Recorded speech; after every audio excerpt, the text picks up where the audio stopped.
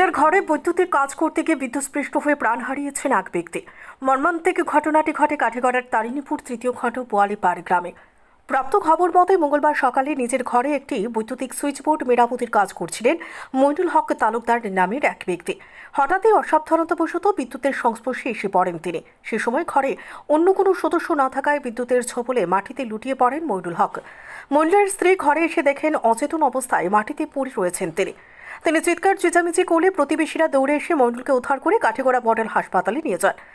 হাসপাতালে যাওয়ার পর পরীক্ষা নিরীক্ষার পর তাকে মৃত বলে ঘোষণা করেন কর্তব্যরত চিকিৎসক। এরপর খবর দেওয়া হয় কাঠিগড়া থানায়। খবর পেয়ে হাসপাতালে গিয়ে প্রাথমিক তদন্ত শেষে মৃতদেহ ময়না তদন্তের জন্য শিলচর মেডিকেল কলেজ হাসপাতালে প্রেরণ করে পুলিশ। মৃত মণ্ডলের পরিবারে রয়েছেন তার বৃদ্ধা মা, স্ত্রী এবং অবুঝ 3 কন্যা। মাত্র 34 বছর বয়সে বিদ্যুতের সংস্পর্শে এসে প্রাণ হারিয়েছেন মইনুল। এতে নিরুপায় হয়ে পড়েছে তার পরিবার। ব্যুরো রিপোর্ট, সোনার বাংলা সংবাদ। আমার বাড়ি এলো তারিণীপুর পার্ক। ঘটনাটা হয়েছে আর আপনার নাম কি?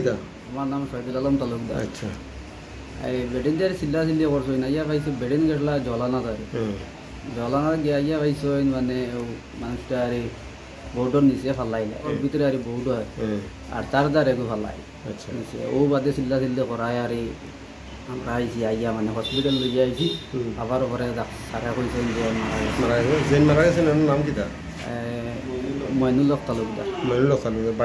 বাড়ি এলো তারিণীপুর পার্ক 3। তারিণীপুর পার্ক 3 বোয়ালিপাড়। আপনার নাম কি? আমার নাম শহীদুল আলম তালুকদার। শহীদুল আলম তালুকদার। মানে আপনার সম্পর্কে? আমার স্যার ভাই। আচ্ছা, তাহলে এমনি হরিতমরতে আছেন? মেয়ে 3টা আর তো আছে মা আছে।